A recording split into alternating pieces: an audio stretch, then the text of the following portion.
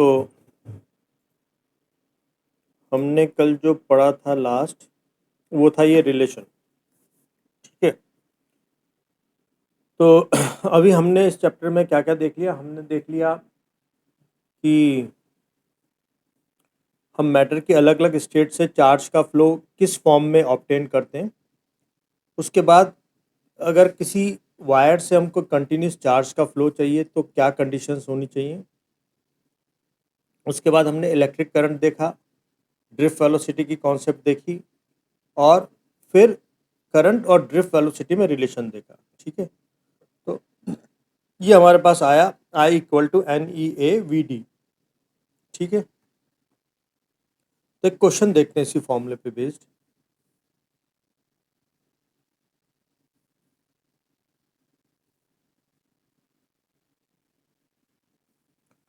मान लो हमारे पास एक वायर है। ठीक है। इसको हमने एक बैटरी से कनेक्ट किया हुआ है,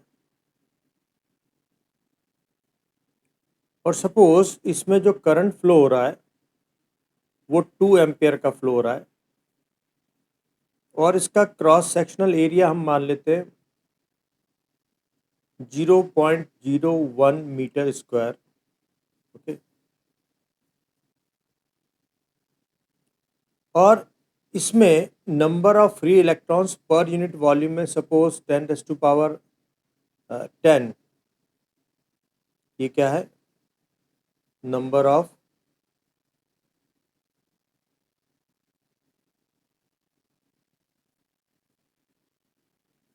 free electrons per unit volume. तो हमें फाइंड आउट करनी है, फाइंड ड्रिफ्ट वेलोसिटी। तो मैं आपको पहले दे रहा हूँ कुछ देर का टाइम, ट्राई करो, फिर मैं बताता हूँ।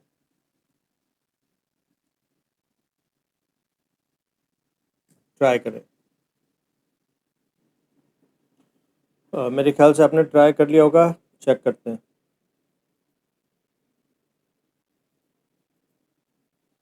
देखिए हमारे पास फॉर्मूला है I इक्वल टू NEA/VD। ठीक है। यहाँ पे करंट हमें दे रखा है 2 एम्पियर का, number of free electrons per unit volume दे रखे हैं 10⁻10, और इलेक्ट्रॉन पर चार्ज होता है 1.6 इंटू 10⁻⁻19। क्रॉस सेक्शनल एरिया दिया हुआ है हमें, इसको हम लिख सकते हैं 10⁻⁻2 मीटर स्क्वायर, तो इंटू 10⁻⁻2। और हमें ड्रिफ्ट वेलोसिटी फाइंड आउट करनी है। ठीक है। तो ड्रिफ्ट वेलोसिटी इक्वल टू हो जाएगी 2/1.6 इंटू, यहाँ पर हमारे पास है टोटल 10⁻10 -19 -2, तो हो जाएगा -11।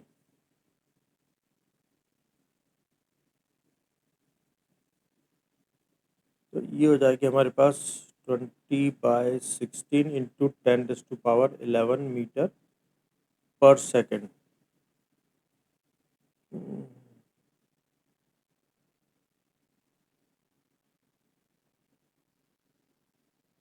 ओके। हालांकि ये बहुत बड़ी वैल्यू इतनी होती नहीं है कभी, लेकिन चलो एक हाइपोथेटिकल हमारे पास था ये, इसलिए ऐसा आ गया। तो ये आ गया 5/4 इंटू 10⁻11 मीटर पर सेकेंड।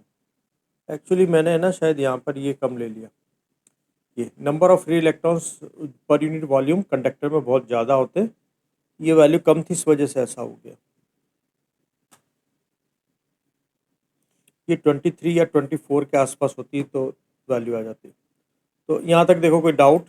मैं एक्चुअली फॉर्मूले का यूज़ सिखा रहा हूँ तुम्हें। राइट है या रॉन्ग बताएं। ये ड्रिफ्ट वेलोसिटी की वैल्यू काफ़ी बड़ी आई, जो कि पॉसिबल नहीं होती है ना, इतनी बड़ी वैल्यू पॉसिबल नहीं होती, मिलीमीटर पर सेकंड के ऑर्डर की होती है। Okay good. तो हम आगे कंटिन्यू करते हैं।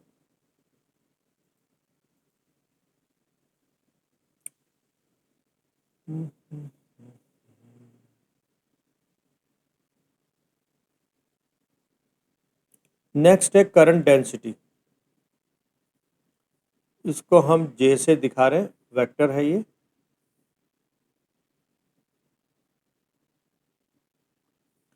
ये होता है current per unit area.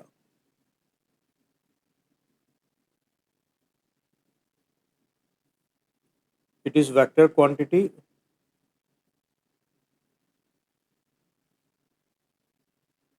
Vector quantity है तो इसकी जो डायरेक्शन भी होगी तो इसकी डायरेक्शन जो होती है along the direction of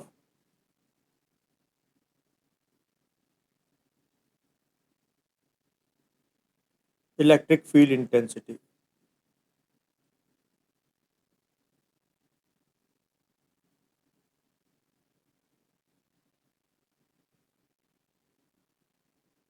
E vector से दिखाया हुआ है। और इसकी जो एसआई यूनिट है वो है एम्पियर पर मीटर स्क्वायर, है ना, नाम से क्लियर है, करंट पर यूनिट एरिया। ठीक है, तो बेसिकली जे इक्वल टू होता है करंट पर यूनिट एरिया। इसके और जो सूटेबल फॉर्मेट है वो हम अब ऑब्टेन करते हैं। देखो आई इक्वल टू होता है N E A V D. ठीक है, तो जे इक्वल टू हो जाएगा N E A V D upon A, तो जे इक्वल टू हो जाएगा एन ई वी डी। ठीक है, इसके अलावा हम जानते हैं वी डी इक्वल टू होता है ई ई टाउ बाय एम। ठीक है, तो यहाँ पर जो, ठीक है, तो हम इसको ऐसा लिख सकते हैं J equal to N E into E E tau by M, तो जे इक्वल टू हो जाएगा N E square tau E by M. तो अभी हमारे पास देखो हो गया J equal to N E square tau by M E. अब देखो जे भी वेक्टर है और ई भी वेक्टर है, इसको हम ऐसे भी लिख सकते हैं। आगे चल करके हम देखेंगे एक फिजिकल क्वांटिटी जिसको हम बोलेंगे रेजिस्टिविटी, जिसको रो से दिखाएंगे, और वो होगा M upon N E square tau. ठीक है, तो और इसका जो रेसिप्रोकल है it is known as conductivity. Rho जो होता है वो सिग्मा जो होता है वन अपॉन रो, ये सिग्मा है और ऊपर रो है ना, इसको हम प्रोनाउंस कर रहे हैं रो, और ये है हमारे पास सिग्मा। ठीक है, तो तुम यहाँ पर देखो ये जो जे है it is equal to vector E, और ये किसकी वैल्यू है, ये सिग्मा की वैल्यू है। तो ये वेक्टर फॉर्मेट है, तो हमको आगे चल करके काम में आएगा। तो ये करंट डेंसिटी होगी हमारे पास। ठीक है, तो करंट डेंसिटी बेसिकली हमारे पास आ गई N E square tau upon M. तो करंट डेंसिटी हमारे पास है N E square tau by M E. देखो यहाँ पर हम अलग अलग कैरेक्टर देखें, E is charge on electron, M M is mass of electron, ये दोनों तो कांस्टेंट हो गए। अब एन और टाउ, ये यानी जे किस किस पे डिपेंड करती है, current density depends on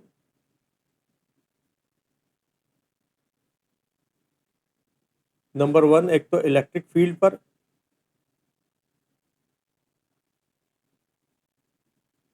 electric field intensity पर,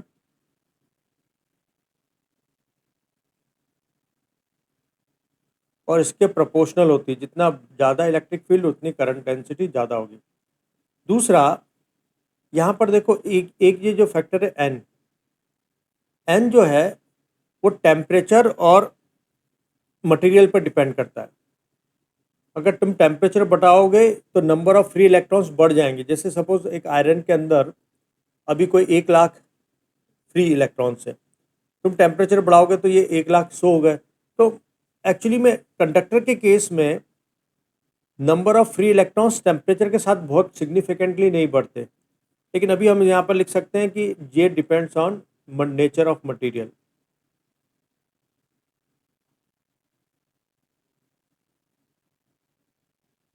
और ये जो फैक्टर है ये कौन, एन से कंट्रोल होता है। एन अलग अलग मटेरियल के लिए अलग अलग होगा, कॉपर के लिए अलग होगा, आयरन के लिए अलग होगा।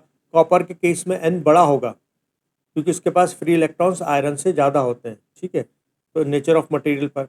और उसके अलावा ये जो टाउ है ये टेम्परेचर डिपेंडेंट क्वांटिटी है। टेम्परेचर देखो, टेम्परेचर बढ़ाने पर जो टाउ है वो डिक्रीज हो जाता है, और जे उसके प्रोपोर्शनल है, तो जे भी क्या हो जाएगा, डिक्रीज हो जाएगा। तो जे जो है it is inversely proportional to temperature. Temperature बढ़ाओगे तो करंट डेंसिटी कम हो जाती है। तो ये सारी बातें यहाँ पर हो गई, ठीक है। तो चलो एक एक क्वेश्चन देखते हैं।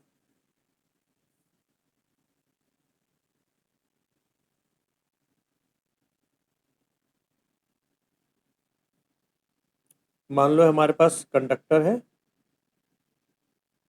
और इसमें किसी वक्त 2 एम्पेयर का करंट फ्लो हो रहा है।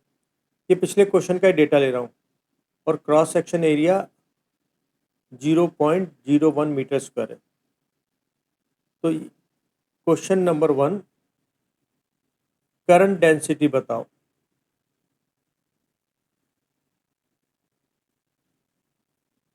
करंट डेंसिटी क्या हो जाएगी, और इसमें हम क्या क्या फ्रेम कर सकते हैं।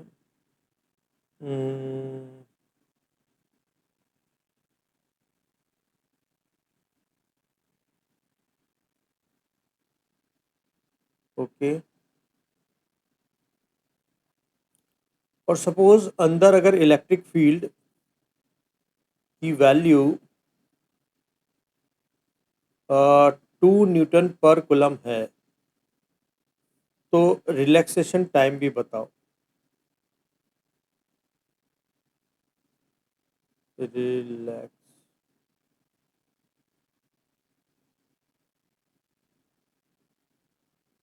है ना, इस मटेरियल में number of free electrons per unit volume suppose 10⁻²2 या 20 ले लेते, 20 है, ठीक है। तो मैं अभी थोड़ी देर का टाइम दे रहा हूँ, आप एक बार ट्राई करो। मेरे ख्याल से आपने ट्राई किया होगा, चेक करेंगे हम लोग, और चेक करके आप बताएंगे आपका आंसर राइट है या रॉन्ग। तो पहला वाला तो सीधा सीधा था क्वेश्चन।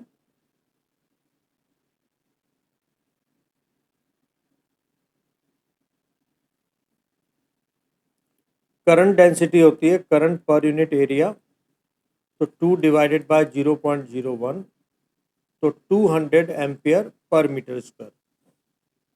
ये हो गया फर्स्ट का answer. Second, J equal to होता है N E square tau by M E. तो टाउ की वैल्यू हो जाएगी M J upon N E square E. Okay, तो हम इसमें वैल्यू रख देते हैं। हमारे पास था J equal to N E square tau by M E, तो टाउ की वैल्यू हो जाएगी J M upon N E square ई।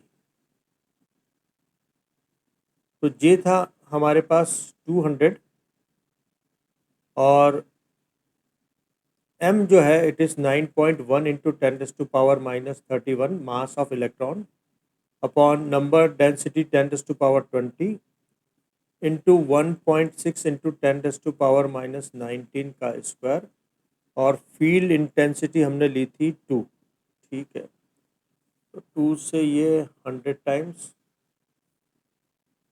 ये हो जाएगा 9.1 इंटू 10⁻⁻31 प्लस 2, ये 100 का, और नीचे से 20 आए -20, इसको तो यहाँ लिख लेते हैं, अपॉन 1.6 इंटू 1.6 इंटू 10⁻⁻38, ठीक है। तो ये हमारे पास हो जाएगा 9.1, इसका एक डेसिमल हटा देते हैं, 91/16, और इस 16 को हटाने के लिए 10 से मल्टीप्लाई कर देंगे ऊपर, और इंटू 10⁻⁴ अब हमारे पास हो जाएगा -31 + 2 - 20 और +38, है ना। ये 38 ऊपर जाके प्लस हो जाएगा, 38 में से 31 गए तो 7 और -18, तो ये कितना, 40 में से 20 में से, तो और दूसरे तरीके से कर लेते ना, 38 और 2 20 40 में से 20 का 20, तो 20 इसमें से सब्ट्रैक्ट होगा तो बचेगा 11, तो -11 या 91/16 इंटू 16 इंटू 10⁻⁻10 सेकेंड, या फिर हम इसको ऐसा भी कर सकते हैं, 91 इंटू 100 ले लो, 100 अपनी मर्जी से लाए हैं ये, तो इधर 10⁻⁻4 हो जाएगा तो -14, तो 4 टाइम्स और 25, 4 टाइम्स और 25, तो ये हो जाएगा हमारे पास 625 इंटू 91/16 इंटू 10⁻⁻14 सेकेंड, और आगे भी सॉल्व कर सकते हैं हम। तो ठीक है, ये बेसिकली मैं तुम्हें कॉन्सेप्ट का यूज़ और फॉर्मूले का यूज़ करना सिखा रहा था। तो यहाँ तक कोई डाउट हो तो बताएं, और राइट है या रॉन्ग वो भी बताएंगे।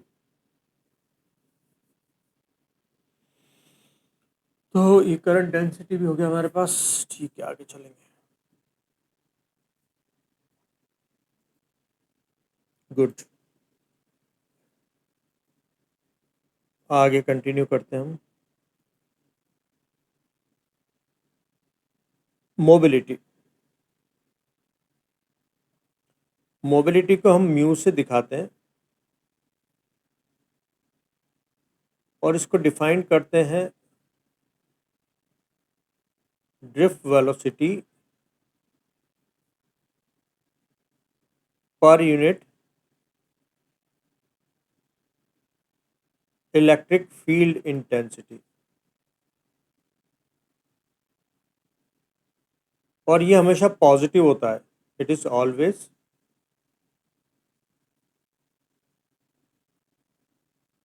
ये टर्म बनाया क्यों वो मैं अभी तुम्हें समझाता हूँ।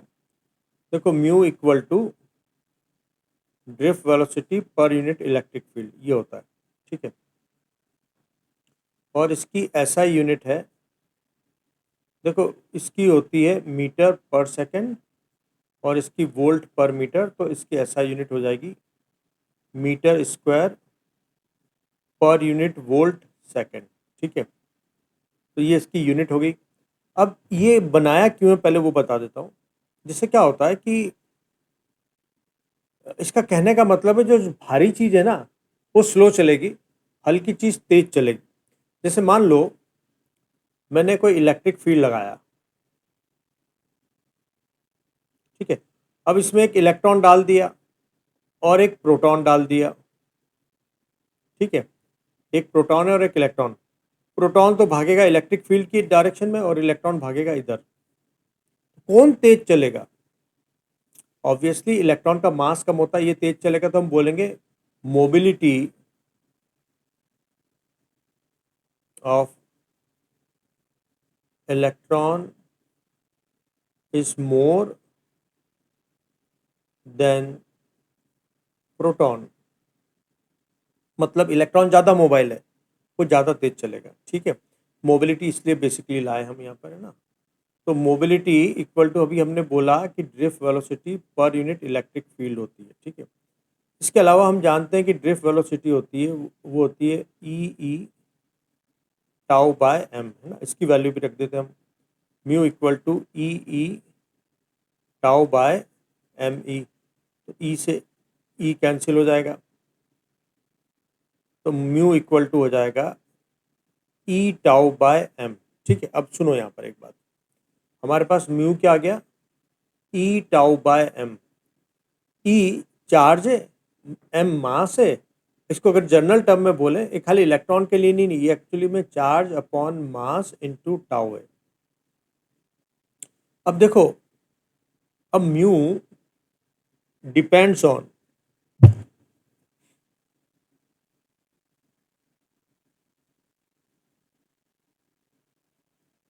नंबर वन चार्ज, चार्ज जितना बड़ा होगा उतनी ज़्यादा मोबिलिटी होगी। दूसरा मास, मास का इन्वर्सली प्रोपोर्शनल है, जो जितना भारी होगा उसकी मोबिलिटी उतनी कम होगी। तीसरा टेम्परेचर, टेम्परेचर के इन्वर्सली प्रोपोर्शनल है। क्यों? क्योंकि टेम्परेचर बढ़ाने पर जो टाउ है वो कम हो जाएगा, टाउ कम हो जाएगा, टाउ और म्यू प्रोपोर्शनल है, तो इसका मतलब म्यू भी कम हो जाएगा। ठीक है ना।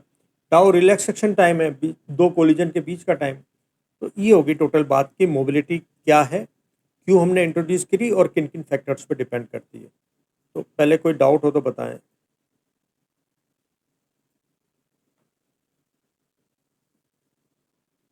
गुड।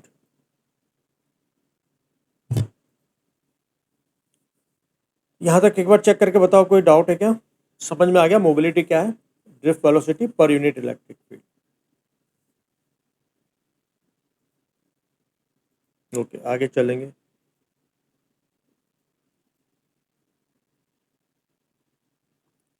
नेक्स्ट है ओम्स लॉ। देखो, तुम एक बात जानते हो कि, पहले चलो ओम्स लॉ की बात कर लेते हैं, फिर इसके बाद इसकी डिटेल करेंगे। ओम्स ने क्या बोला, पहले इसका हम स्टेटमेंट देख लेते हैं।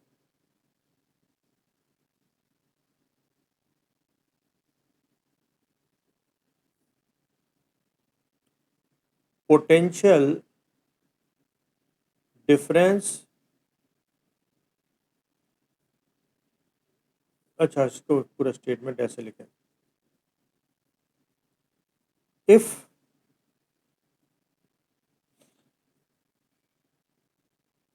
फिजिकल कंडीशंस, उसमें basically temperature, physical conditions remains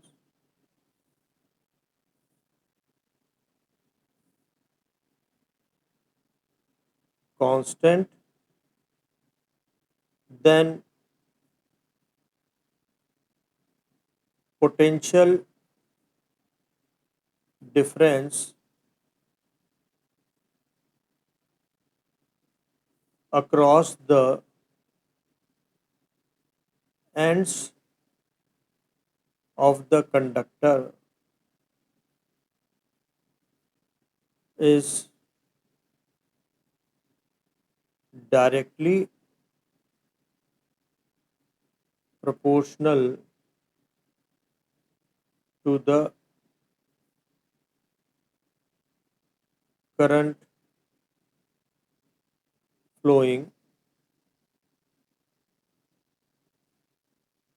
through the conductor। चलो इसको भी मैं आगे बताऊंगा, पहले मैं स्टेटमेंट बता दिया मैंने। इसका मैथमेटिकल एक्सप्रेशन क्या है, मैथमेटिकल फॉर्म, इस ओम्स लॉ की मैथमेटिकल फॉर्म है V is directly proportional to I। ये है Ohm's law, V is proportional to I। इसको अगर हम और बात करेंगे, और इसका ग्राफिकल फॉर्म जो है,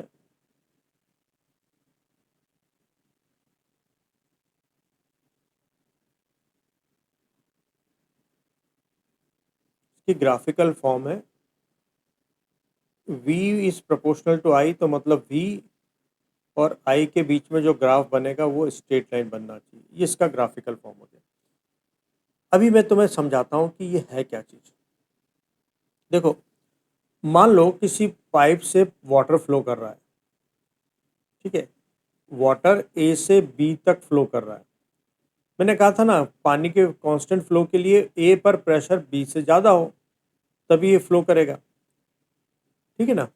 जैसे मान लो इस प्रेशर डिफरेंस को हमने ऑब्टेन किया हुआ है एक वाटर टैंक को एक सर्टेन हाइट पर लगा करके। ठीक है, तो यहाँ पर प्रेशर ज़्यादा हो जाता है, यहाँ पर प्रेशर कम होता है, तो पानी ऐसे फ्लो करता है। अब अगर ये हाइट बढ़ाई जाए तो यहाँ का प्रेशर बढ़ जाएगा। अभी जो प्रेशर डिफरेंस है वो P A minus P B है, और यहाँ से पानी मान लो क्यू अमाउंट से फ्लो हो रहा है, मतलब क्यू लीटर पर सेकंड से फ्लो हो रहा है। तो अगर मैं ये प्रेशर डिफरेंस बढ़ाता हूँ तो पक्की बात है ना, वाटर का फ्लो बढ़ जाएगा। अगर मैं पानी के टैंक को ऊपर करूँगा यानी प्रेशर इस ए एंड पर बढ़ाऊंगा तो ज़्यादा तेज़ी से पानी फ्लो होगा। तो मैं बोल सकता हूँ ना, pressure is directly proportional to rate of flow of water. वही बात तो यहाँ पर भी ओम्स ने बोली कि अगर दो पॉइंट हैं ए और बी, इनके बीच का अगर पोटेंशियल डिफरेंस V जो है वो V A minus V B है, और इसमें से फ्लो होने वाला करंट I है, तो V is proportional to I। सीधी सी बात है ना, अगर दो एंड के बीच में प्रेशर डिफरेंस ज़्यादा होगा तो पानी ज़्यादा बहेगा। वही बात चार्ज के लिए भी फॉलो हो रही है कि अगर दो पॉइंट के बीच में पोटेंशियल डिफरेंस ज़्यादा है तो उसमें से फ्लो होने वाले चार्ज का रेट भी ज़्यादा होगा। ठीक है, अब हम ओम्स लॉ का वेरिफिकेशन देखते हैं, ओम्स लॉ सही है कि नहीं।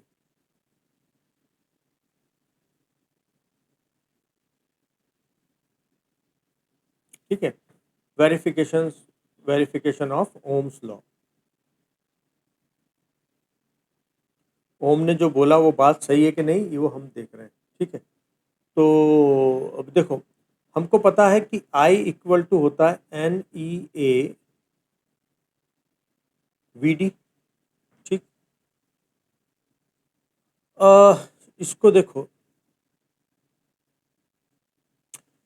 आई जो ठीक है, आई इक्वल टू हो जाएगा हमारे पास N E A V D की जगह हम लिख सकते हैं ई टाउ बाय एम। ठीक है, हमने क्या करा, एक कंडक्टर का पीस लिया, उसके एंड पर एक बैटरी लगाई जिसका पोटेंशियल डिफरेंस V है, मतलब ये एंड ए ले लो, ये एंड बी ले लो, यहाँ पर पोटेंशियल वी ए और यहाँ पर पोटेंशियल वी बी। तो V A minus V B की जो वैल्यू है इट इज़ वी, और मान लो कंडक्टर की लेंथ एल है, तो इसके बीच में इलेक्ट्रिक फील्ड ई बना, तो ई इक्वल टू हो जाएगा वी अपॉन एल। ठीक, तो ई की जगह हम वी अपॉन एल सब्सटीट्यूट कर सकते हैं, तो I equal to N E square A tau by M into V by L. ठीक है, अब v इज इक्वल टू, बाकी की सारी चीज़ें दूसरी तरफ पहुंचा दो, तो M L upon N E square tau A into I. ठीक है, ये हो जाएगा हमारे पास। अब देखो, इस राइट हैंड साइड में m है मास ऑफ इलेक्ट्रॉन, l है वायर की लेंथ, n है number of free electrons per unit volume, e है इलेक्ट्रॉन पर चार्ज, और टाउ है रिलैक्सेशन टाइम, और a है इसका क्रॉस सेक्शनल एरिया। ठीक है, तो ये पॉइंट मेरे को ए न लेकर के एम और एन कर देने चाहिए, तो ये हो जाएगा एम और ये हो जाएगा एन। ठीक है, तो ये हो गया। अब ये देखो, ये सारी चीज़ें जो हैं अगर टेम्परेचर कांस्टेंट रहे तो कोई भी नहीं बदलेगा। देखो, पहली बात तो मास ऑफ इलेक्ट्रॉन बदलेगा नहीं, चार्ज ऑन इलेक्ट्रॉन भी नहीं बदलेगा, length, cross section area, N और टाउ बदल सकते हैं अगर टेम्परेचर बदले, लेकिन अगर टेम्परेचर कांस्टेंट है, if physical conditions are constant, तो M L upon N E square tau A is a constant, और इस कांस्टेंट को हम आर से दिखाएंगे, आर को हम बोलेंगे रेजिस्टेंस। ठीक है, तो अभी हमारे पास क्या हो गया भाई, V इक्वल टू हमारे पास था M L upon N E square tau A into I. तो मैंने बोला भाई ये कांस्टेंट हो जाएगा, इसको हम बोलेंगे आर। आर क्या चीज़ है, रेजिस्टेंस। अगर फिजिकल कंडीशन कांस्टेंट रहे, बेसिकली टेम्परेचर कांस्टेंट रहे, तो V इक्वल टू हो जाएगा आर आई। तो हम ऐसा बोल सकते हैं ये कांस्टेंट है ना, तो V इज प्रोपोर्शनल टू आई। तो हैंस वेरीफाइड या प्रूव कर दिया हमने कि जो ओम ने बोला था कि पोटेंशियल डिफरेंस करंट के प्रोपोर्शनल होगा, वो चीज़ हमारे पास आ गई। तो पहले तो चेक करके बताओ क्या यहाँ तक क्लियर है बात। समझ में आ गया ओम्स लॉ क्या है? ओम्स ने बोला कि जो करंट फ्लो हो रहा है वो पोटेंशियल डिफरेंस के प्रोपोर्शनल होता है। इसका हमने मैथमेटिकल फॉर्म देख लिया, V is proportional to I, graphical form देख लिया, स्ट्रेट लाइन आएगा V और I के बीच में ग्राफ, हमने वेरीफाई भी करके देख लिया कि ओम का लॉ सही है।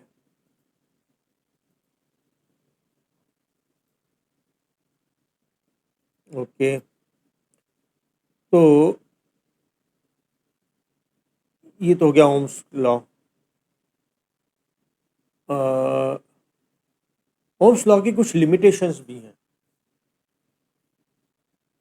तो limitation number 1, I is not proportional to V। देखो लिमिटेशंस का मतलब क्या है कि कहाँ कहाँ पर ओम्स लॉ वायलेटेड हो जाता है, वो जगह की हम बात कर रहे हैं जहाँ ओम्स लॉ अप्लीकेबल नहीं होता। जैसे अगर मैं कॉपर वायर लूँ, कॉपर वायर के अक्रॉस जैसे मैंने क्या ले लिया, एक कॉपर का टुकड़ा ले लिया, अब इसके अक्रॉस मैंने एक V वोल्ट की बैटरी लगाई और इसमें से I करंट फ्लो हो रहा है। अब ओम्स लॉ बोलता है कि अगर तुम पोटेंशियल डिफरेंस डबल करोगे तो करंट भी डबल हो जाएगा, या पोटेंशियल डिफरेंस 1/3 करोगे तो करंट भी 1/3 हो जाएगा। तो यानी क्या होना चाहिए था, जिस प्रोपोर्शन में हम V को बढ़ाते हैं उसी प्रोपोर्शन में करंट बढ़ना चाहिए। लेकिन अगर मैं कॉपर वायर की बात करूं तो उसके केस में क्या होता है कि हम जब पोटेंशियल डिफरेंस बढ़ाते हैं तो शुरू में तो करंट कुछ जगह पे तो ठीक है उसी प्रोपोर्शन में बढ़ता है, लेकिन आगे चल करके वोल्टेज बढ़ाने पर करंट उतना नहीं बढ़ता, थोड़ा सा कर्व शेप ले लेता है। तो यानी V और I के बीच में रिलेशन अगर प्रोपोर्शनल नहीं है तो वहाँ ओम्स लॉ वायलेटेड हो जाएगा। सेकंड, कि कई बार कुछ कंपोनेंट्स ऐसे होते हैं जिसमें करंट जो है उसकी दो वैल्यू, दो एक ही वैल्यू दो डिफरेंट डिफरेंट पोटेंशियल पर मिल जाए। जैसे I इज नॉट या V is not unique for given value of given value of I। जैसे कुछ कंपोनेंट्स ऐसे होंगे जैसे V और I के बीच में उनमें ग्राफ ऐसा आ गया,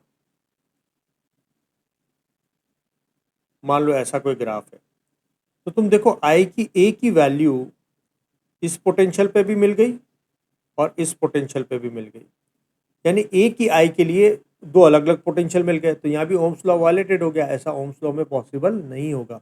डिफरेंट डिफरेंट वोल्टेज पे करंट की वोल्टेज वैल्यू डिफरेंट मिलनी चाहिए थी।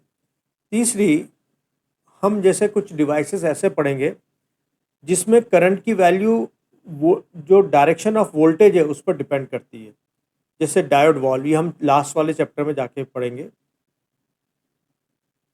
कि value of I depends on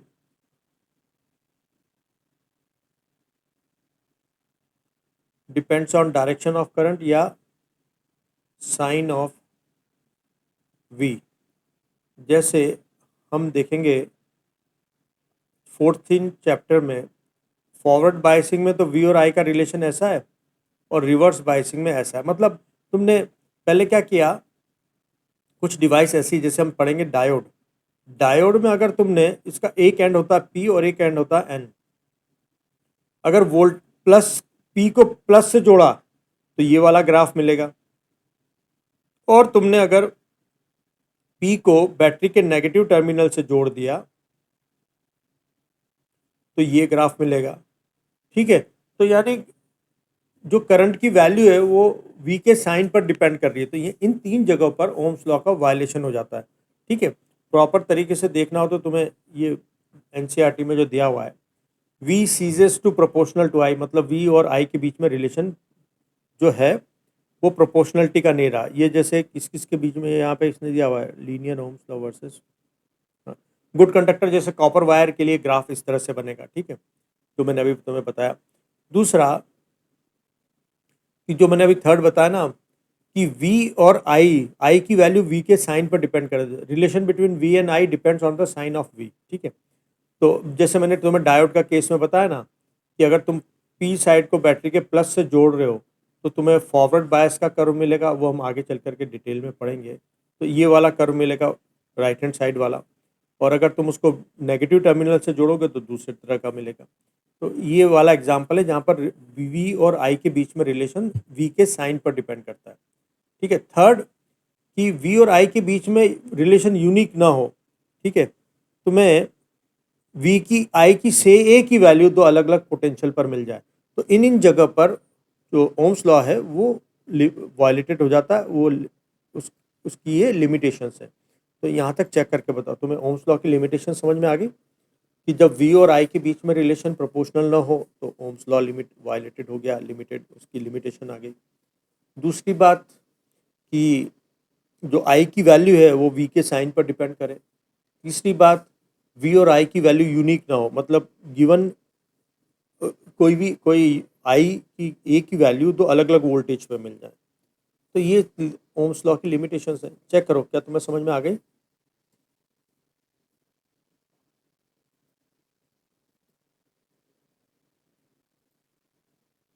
okay,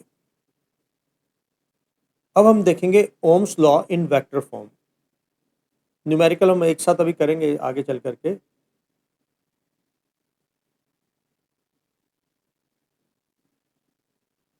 ठीक है। देखो अभी हमने देखा v is equal to R I. ठीक,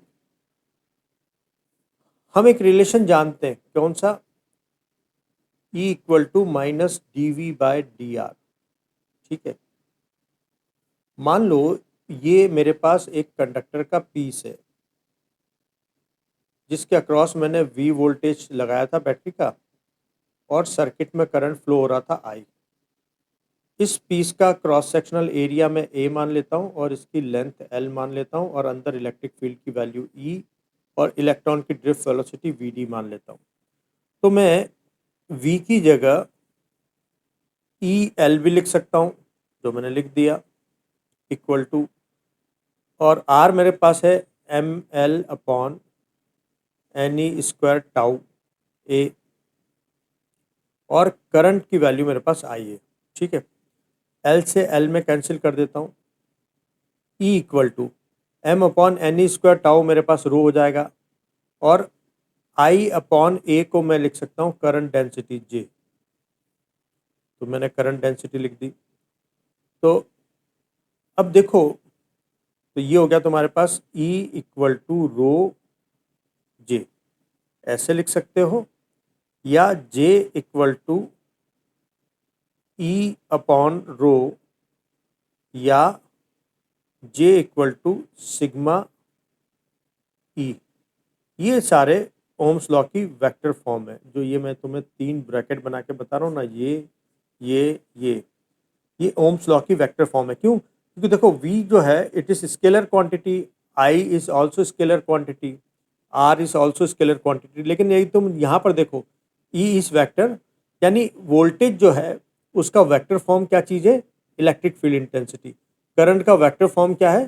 करंट डेंसिटी। ठीक है। तो इस तरह से हम ओम्स लॉ को वेक्टर फॉर्म में लिख सकते हैं। ये भी बोर्ड में आ सकता है ड्राइव करने को। तो मैंने देखो यहाँ पर चेक करो, कोई डाउट है क्या? तुम्हें ओम्स लॉ की वेक्टर फॉर्म समझ में आ गई? ओके।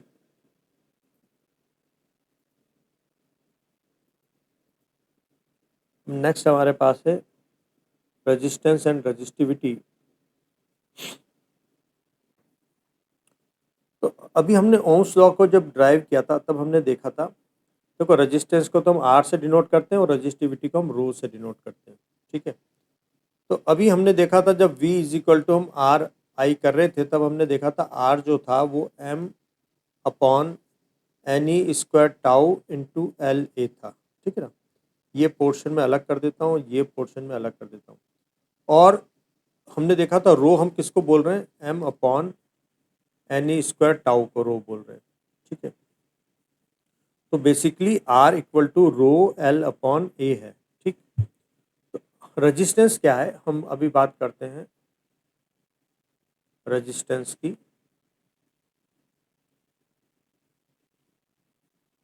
देखो क्या है पहले अगर सीधे शब्दों में बोलूं, it is obstacle, obstacle, spelling गलत सी लग रही है मेरे को, ऑब्स्टेकल, ठीक है, obstacle in flow of electrons which depends on the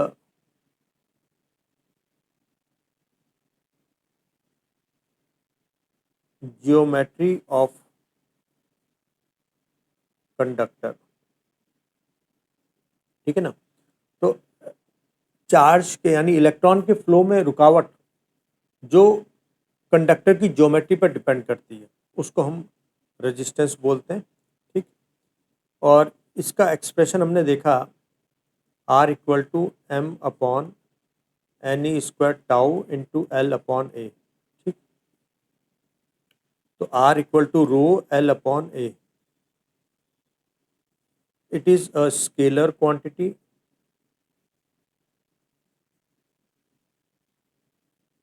इसका ऐसा यूनिट जो है इट इज ओम, ओमेगा के साइन से डिनोट करते हैं, एंड इट डिपेंड्स ऑन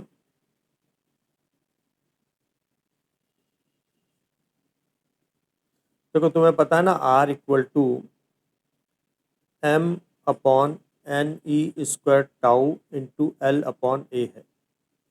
तो पहले तो मुझे दिख रहा है कि लेंथ के प्रोपोर्शनल है, it depends on length of conductor,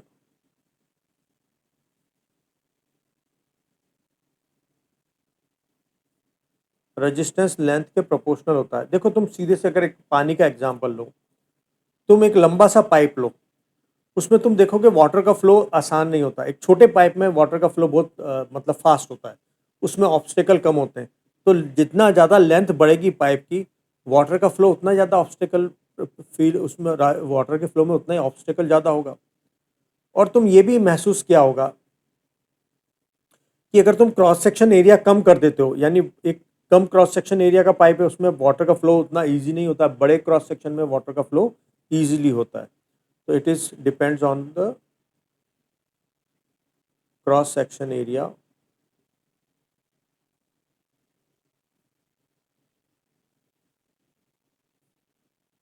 of conductor, उसके इन्वर्सली प्रोपोर्शनल होता है। अगर एरिया कम तो ऑब्स्टेकल ज़्यादा, और एरिया ज़्यादा तो ऑब्स्टेकल कम, है ना, वाइस वर्सा।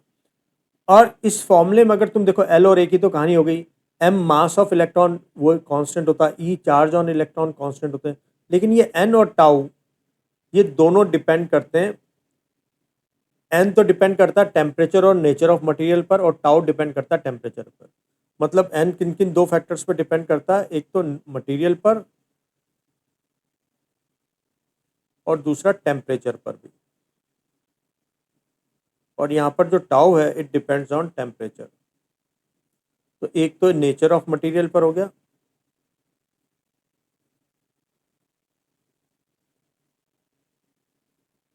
मटेरियल बदलने पर एन बदल जाएगा, ठीक है। तो ने एन का इन्वर्सली प्रोपोर्शनल है। अब जैसे एक बार तुमने आयरन ले लिया और एक बार तुमने कॉपर ले लिया, कॉपर के पास नंबर ऑफ फ्री इलेक्ट्रॉन्स ज़्यादा है, तो अगर नंबर ऑफ फ्री इलेक्ट्रॉन्स ज़्यादा होंगे तो रेजिस्टेंस कम होगा, उसका रेसिप्रोकल है ना। यानी जो अच्छे कंडक्टर हैं उनका रेजिस्टेंस कम होता है, जो अच्छे कंडक्टर नहीं है उनका रेजिस्टेंस ज़्यादा होता है। और इसके अलावा टेम्परेचर पर,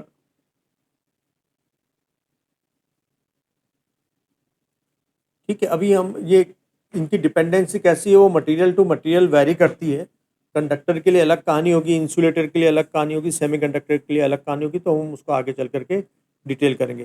तो लेकिन कुल मिलाकर के बाद रेजिस्टेंस ये हो गया। रेजिस्टेंस क्या है, क्यों आता है रेजिस्टेंस, क्या चीज़ चार्ज के फ्लो को ऑब्स्टेकल करती है, तो उसका रेजिस्टेंस का कॉज अगर मैं देखें, कॉज ऑफ रेजिस्टेंस,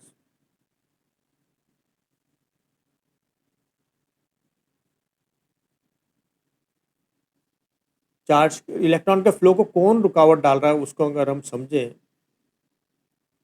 तो देखो, तुम जैसे ही मेटल के पीस को किसी बैटरी से कनेक्ट करते हो तो इलेक्ट्रॉन को लाइट की स्पीड से लगभग बहुत तेज स्पीड से आ जाना चाहिए, सीधा सीधा इलेक्ट्रॉन को एक इलेक्ट्रिक फील्ड मिला तो वो सीधा नेगेटिव टर्मिनल तक जाना चाहिए।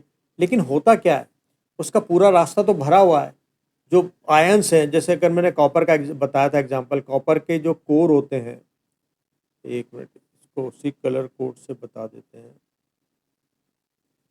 जैसे अगर कॉपर वायर है तो कॉपर के जो न्यूक्लियस है वो अपनी एक 3D लैटिस स्ट्रक्चर बनाएंगे, फिक्स वाला, ठीक है। तो ये आयंस जो हैं वो अपने अपनी जगह पर ऑसिलेट करते रहते हैं। इसके अलावा अगर कंडक्टर की बात करें तो उसके पास इलेक्ट्रॉन का पूरा समुद्र जैसा होता है, तो ये इलेक्ट्रॉन सीधा सीधा तो नहीं पहुंच सकता, इसके ना कोलिजन्स होंगे। ये देखो, ये जैसे ये चलने की कोशिश करेगा, जैसे सीधा चलने की कोशिश किया, यहाँ किसी से टकरा गया, डायरेक्शन बदल गई, फिर यहाँ किसी से टकरा गया, डायरेक्शन बदल गई, फिर बदल गई। तो ये सीधा तो नहीं पहुंच पाता, कई कोलिजन्स के बाद पहुंच पाता है। तो ये जो इलेक्ट्रॉन के कोलिजन्स हैं दूसरे इलेक्ट्रॉन से या न्यूक्लियर कोर से, इस वजह से उसके फ्लो में रुकावट है और उसी की वजह से रेजिस्टेंस आता है। तो it is due to collisions of electron with nucleus core या फिर with atoms of with atoms and other electrons, और इस वजह से इलेक्ट्रॉन सीधा सीधा नहीं चल पाता और उसके रास्ते में रुकावट आती है। ओके, नेक्स्ट हम आगे कंटिन्यू करते हैं, रजिस्टिविटी की बात करते हैं।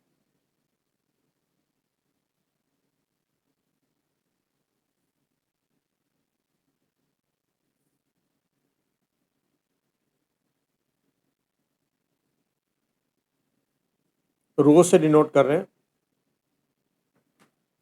इसकी प्रॉपर डेफिनेशन है, देखो हमारे पास वो क्या है कि देखो इसका एक्चुअली में जो फॉर्मूला है, rho equal to m upon N E square tau. अगर मैं इसको सीधे शब्दों में चल रहा हूँ तो इट इज ऑब्स्टेकल, ऑब्स्टेकल की स्पेलिंग गलत क्यों लग रही है मुझे, चलो ठीक कर लेना, obstacle in flow of electrons which is independent independent of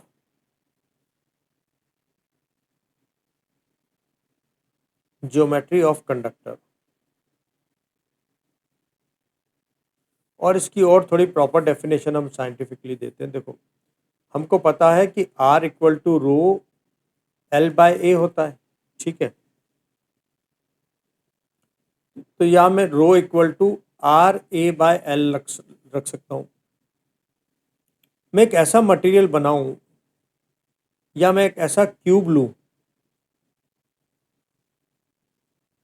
ये क्या है, it is cube of side 1 metre, यानी इसकी लेंथ 1 मीटर है, ब्रेथ 1 मीटर है और हाइट भी 1 मीटर है। तो इसका ये जो क्रॉस सेक्शनल एरिया होगा ये भी 1 मीटर स्क्वायर हो जाएगा और ये जो लेंथ हो जाएगी ये भी 1 मीटर हो जाएगी। तो रो इक्वल टू क्या हो जाएगा, आर के बराबर। तो रजिस्टिविटी न्यूमेरिकली उस रेजिस्टेंस के बराबर होती है जो एक 1 मीटर के साइड के क्यूब का है। तो हम इसको ऐसा प्रॉपरली डिफाइन कर सकते हैं, resistivity is numerically equal to resistance of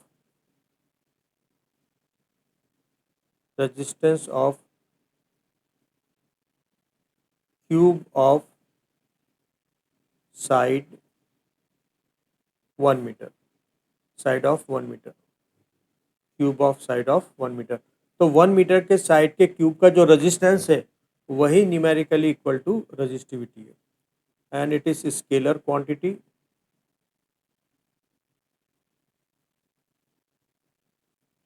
इसकी जो एसआई यूनिट है, देखो तुमको पता है ना, रो इक्वल टू होती है R A by L.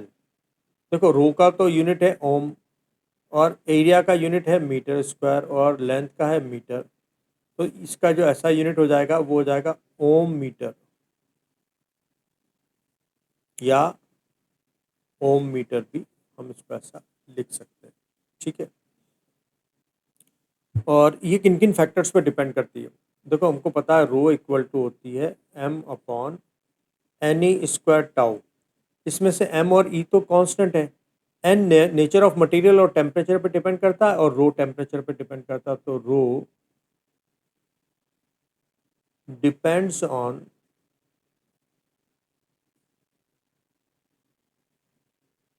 Nature of material, और दूसरा टेम्परेचर पर। तो ये हो गई रो की बात। तो यहां तक चेक करके बताओ कोई डाउट है क्या? ओके,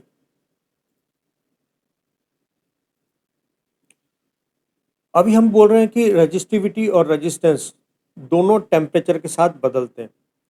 तो एक्चुअली रेजिस्टिविटी टेम्परेचर के साथ बदलती है, क्योंकि रो में तो एक रेजिस्टिविटी और एल और ए है। अगर टेम्परेचर बदलने पर तो एक्चुअली लेंथ और एरिया भी बदलते हैं, लेकिन उसमें थोड़े से चेंज के लिए इतना बड़ा सिग्निफिकेंस नहीं आता। तो हम पहले चेक करेंगे रेजिस्टिविटी टेम्परेचर के साथ कैसे बदलती है। ठीक है, तो इस कैटेगरी को हम पहले डिस्कस करने के लिए से पहले हम पहले सॉलिड डिफरेंट डिफरेंट टाइप के देख लेते हैं। तो दो कैटेगरी में हम बांट देते हैं, एक तो कंडक्टर और दूसरा है इंसुलेटर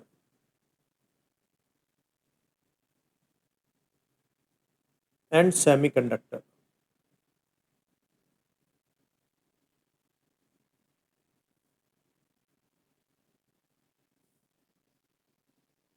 देखो रो इक्वल टू है हमारे पास m upon N E square tau. Temperature बदलने पर n भी बदलता है और टाउ भी बदलता है।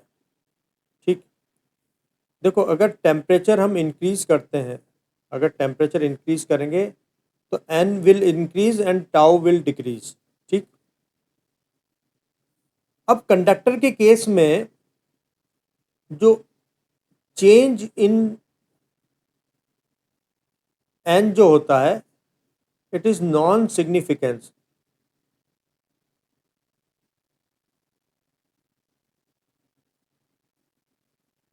देखो क्यों बोल रहा हूं ऐसे में, मान लो भाई एक कंडक्टर है, उसके पास 10⁻²² इलेक्ट्रॉन्स थे। अब तुम्हारे टेम्परेचर बढ़ाने पर मान लो 1000 बढ़ गए, तो ये 10 फॉलो बाय 22 जीरो के आगे 10 फॉलो बाय 3 का कोई सिग्निफिकेंस ही नहीं है। जैसे मान लो एक कमरा है, एक कमरे में कोई 25 लोग थे, छोटा सा कमरा था, उसमें 25 लोग हैं। अब इसमें दो लोग और आ गए, नहीं मान लो 100 लोग थे, एक एक कमरा था उसमें 100 लोग थे और वो लगातार चल रहे हैं, टकरा रहे हैं आपस में। ठीक है, 100 पर्सन हैं। अब एक जना और आ गया, वो बड़ा टाइट पैक रूम था, लोग बाग चल रहे थे, आपस में टकरा रहे थे। अब एक के आने से 100 में एक आने से कोई नंबर में चेंज इतना नहीं आया, लेकिन उनकी जो चलने की जगह है, अब टक्कर ज़्यादा होने के चांसेस है, जगह कम बचेगी बीच में। तो उस कंडक्टर के केस में टाउ का रोल इंपॉर्टेंट हो जाता है, क्योंकि उसके पास ऑलरेडी बहुत इलेक्ट्रॉन है। टेम्परेचर बढ़ाने पर कोई बढ़ेंगे तो उससे फर्क नहीं होगा, लेकिन टाउ पर सिग्निफिकेंट फर्क पड़ेगा। तो कंडक्टर के केस में जो टाउ होता है वो सिग्निफिकेंट हो जाता है। तो चेंज इन टाउ सिग्निफिकेंट होता है। सेमीकंडक्टर और इंसुलेटर के पास फ्री इलेक्ट्रॉन्स या तो नहीं के बराबर है या बहुत कम है। मान लो एक कमरा था, उसमें 2 लोग हैं या 20 लोग हैं, मान लो, चलो 10 लोग मान लेते, 10 लोग हैं। अब एक आया तो नंबर में काफ़ी चेंजेस आया, लेकिन अब उसी रूम में उनको चलने के लिए जगह काफ़ी थी, तो टाउ पर कोई खास चेंज नहीं पड़ेगा। तो इंसुलेटर और सेमीकंडक्टर के केस में चेंज इन एन सिग्निफिकेंट होता है और change in tau comparatively non significant होता है।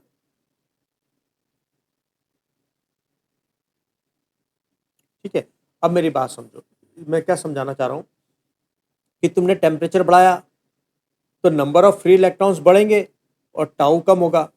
देखो, अगर मैं नंबर ऑफ इलेक्ट्रॉन्स बढ़ाऊं तो जो रजिस्टिविटी है वो एन के रेसिप्रोकल है। एन बढ़ने से रजिस्टिविटी कम होगी। तो यही वजह है कि जब हम टेम्परेचर बढ़ाते हैं कंडक्टर का, तो कंडक्टर के केस में मैं टाउ नहीं देख रहा, मैं सिर्फ एन को देख रहा हूँ, है ना। तो अगर मैं टेम्परेचर बढ़ाऊंगा कंडक्टर का तो उसके फ्री इलेक्ट्रॉन्स, सॉरी मैं उल्टा बोल गया, टाउ कम होगा तो रजिस्टिविटी बढ़ जाएगी। देखो, एन के बढ़ने से रजिस्टिविटी को कम भी होना चाहिए। रुको रुको, देखो अभी मैं वापस से समझाता हूँ, सुनो मेरी बात। रजिस्टिविटी एन के भी इन्वर्सली प्रोपोर्शनल है और टाउ के भी इन्वर्सली प्रोपोर्शनल है। टेम्परेचर बढ़ाने पर एन बढ़ेगा, एन बढ़ने से रजिस्टिविटी कम होनी चाहिए थी, लेकिन टाउ के कम होने से रजिस्टिविटी बढ़नी चाहिए थी। इसमें रोल सबसे बड़ा किसका हो जाता है? टाउ का। तो रजिस्टिविटी कम नहीं होगी, रजिस्टिविटी बढ़ेगी। तो इसलिए कंडक्टर के केस में क्या होता है कि जब भी हम टेम्परेचर बढ़ाते हैं तो कंडक्टर की रजिस्टिविटी बढ़ जाती है। किस वजह से? क्योंकि टाउ की वजह से। ठीक है। और अगर हम सेमीकंडक्टर और इंसुलेटर की बात करें तो यहाँ पर रोल किसका इंपॉर्टेंट है? क्योंकि सेमीकंडक्टर और इंसुलेटर के पास नंबर ऑफ फ्री इलेक्ट्रॉन्स कम है। टेम्परेचर बढ़ाने पर एन जो बढ़ता है वो टाउ के मुकाबले ज़्यादा सिग्निफिकेंट हो जाता है।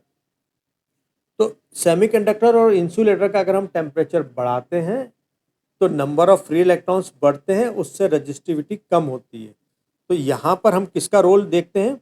यहाँ पर हम देखते हैं कि टेम्परेचर बढ़ाने पर एन बढ़ता है, एन बढ़ता है तो रजिस्टिविटी कम होती है। तो देखो, दोनों पे अलग अलग फ़र्क पड़ रहा है।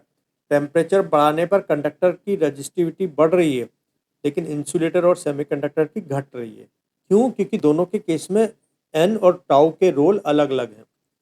कंडक्टर के केस में एन से कोई फर्क नहीं पड़ एन के चेंज से कोई फर्क नहीं पड़ता, लेकिन टाउ के चेंज से फर्क पड़ता है। तो टाउ घटता है, इसलिए रजिस्टिविटी बढ़ती है। और सेमीकंडक्टर और इंसुलेटर के केस में हम टाउ को नहीं देख रहे, हम सिर्फ एन को देख रहे हैं, क्योंकि यहाँ पर एन सिग्निफिकेंट है। तो टेम्परेचर बढ़ाने पर एन बढ़ता तो रजिस्टिविटी कम होती है। ठीक है। तो अभी तुमको क्या समझना है? तुम्हें ये समझना है कि जो हमारे पास सॉलिड्स हैं, जिसको हमने 2 कैटेगरी दे दी, एक कंडक्टर और दूसरा इंसुलेटर एंड सेमीकंडक्टर्स।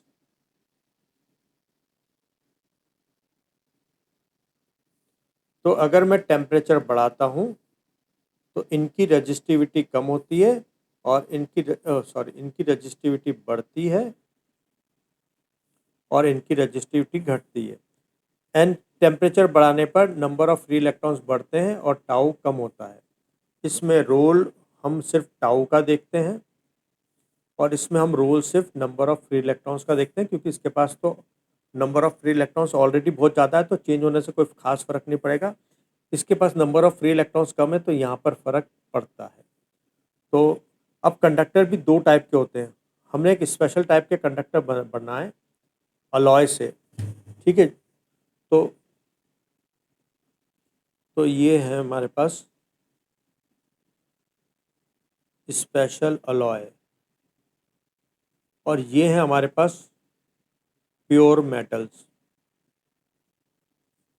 जैसे एग्जाम्पल के लिए कॉपर ले लो। तो कॉपर का अगर मैं टेम्परेचर बढ़ाता हूँ तो उसकी रेजिस्टिविटी बढ़ती है ऐसे। स्पेशल अलॉय में एग्जाम्पल है हमारे पास निक्रोम, ये भी क्या है मैं इसके बाद बताऊंगा। निक्रोम, मैग्नीन और कॉन्स्टेंटन, इनका टेम्परेचर बढ़ाने पर रेजिस्टिविटी बढ़ती है, लेकिन लगभग लीनियरली और कम बढ़ती है। ठीक है, इतना ज़्यादा चेंजेस नहीं आते। ये क्यों है अभी हम इसके आगे बात करेंगे। लेकिन इंसुलेटर और सेमीकंडक्टर की अगर हम बात करें तो टेम्परेचर बढ़ाने पर इनकी रेजिस्टिविटी घटेगी, यानी ये अच्छे कंडक्टर बनने की तरफ जाते हैं। इसका एग्जाम्पल एक इसका ग्राफ है कार्बन का।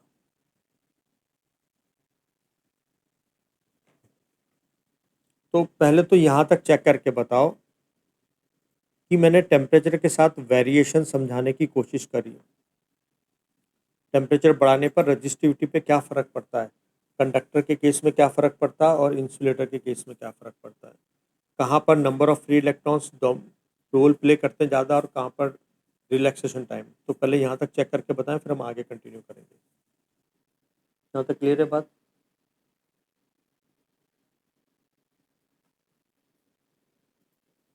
ओके।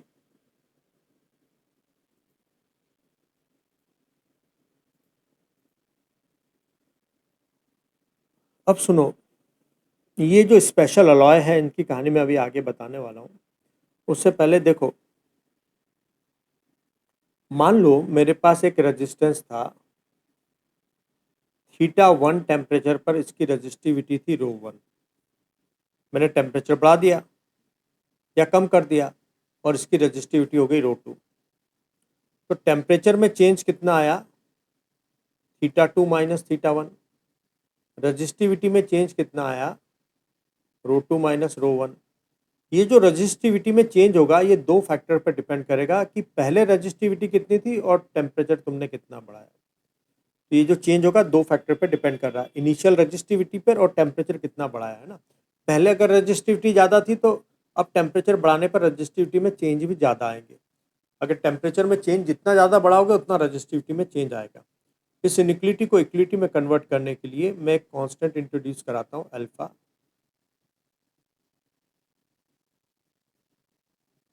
ठीक है, इस अल्फा को बोलते हैं it is constant of proportionality.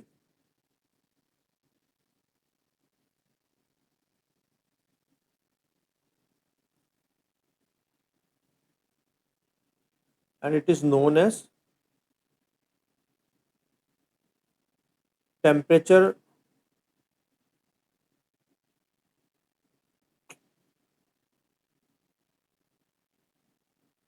Temperature coefficient of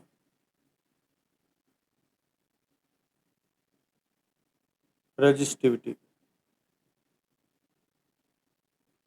ठीक है, तो अल्फा इज इक्वल टू है तुम्हारे पास change in resistivity upon per unit resistivity per unit temperature rise. तो इसको डिफाइन ऐसे कर सकते हैं, alpha is define as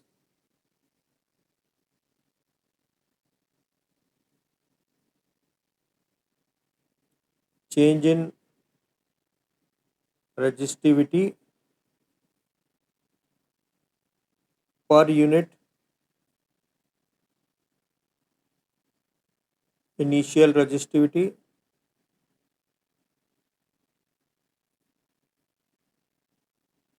per unit rise in temperature।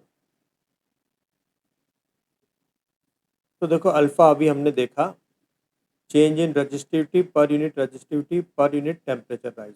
ठीक है, इसका ऐसा यूनिट क्या हो जाएगा, देखो रजिस्टिविटी से रजिस्टिविटी का कट जाएगा तो पर यूनिट टेम्परेचर हो जाएगा। तो इसका ऐसा यूनिट है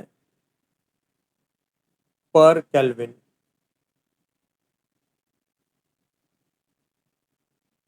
या पर डिग्री सेल्सियस भी दूसरा कॉमनली यूनिट भी हम इसका ले सकते हैं, कॉमनली यूज यूनिट भी ले सकते हैं। ठीक है, अब फिर वापस वहीं से हम स्टार्ट करते कहानी। हमारे पास था change in resistivity equal to initial resistivity, okay, alpha alpha initial resistivity और टेम्परेचर चेंज। तो ये हमारे पास क्या है, rho two minus rho one equal to alpha rho one del theta. तो rho two equal to rho one plus alpha rho one del theta, या rho two equal to rho one one plus alpha del theta. तो ये formula है जिस पर base question आ सकते हैं। और अभी हम इसको प्रैक्टिस करेंगे। तो अभी हमारे पास फॉर्मूला है rho two equal to rho one one plus alpha del theta, ठीक है। अगर मैं दोनों साइड में एल अपॉन ए का मल्टीप्लाई कर दूं, वैसे तो लेंथ और एरिया भी चेंज हो सकता है टेम्परेचर के साथ, लेकिन अभी हम मान रहे हैं कि टेम्परेचर के साथ लेंथ और एरिया चेंज नहीं हो रहा। तो ये क्या हो जाएगा, R two equal to R one. अब ये रेजिस्टेंस का फॉर्मूला भी बन सकता है, लेकिन यहाँ पर हम अल्फा को क्या डिफाइन करेंगे, टेम्परेचर कोफिशिएंट ऑफ रेजिस्टेंस। तो यहाँ तक चेक करें पहले, कोई डाउट?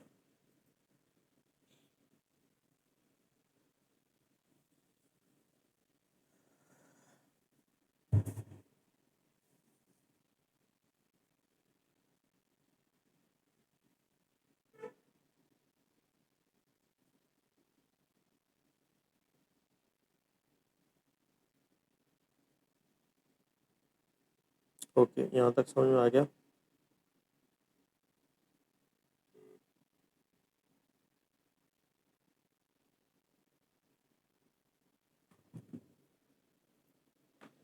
ओके, तो हम लोग आज यहीं तक करने वाले हैं। एक आध न्यूमेरिकल अभी, अब इसके बाद नेक्स्ट क्लास में हम न्यूमेरिकल प्रैक्टिस करेंगे। अभी देखते हैं हमने कहाँ तक कर लिया।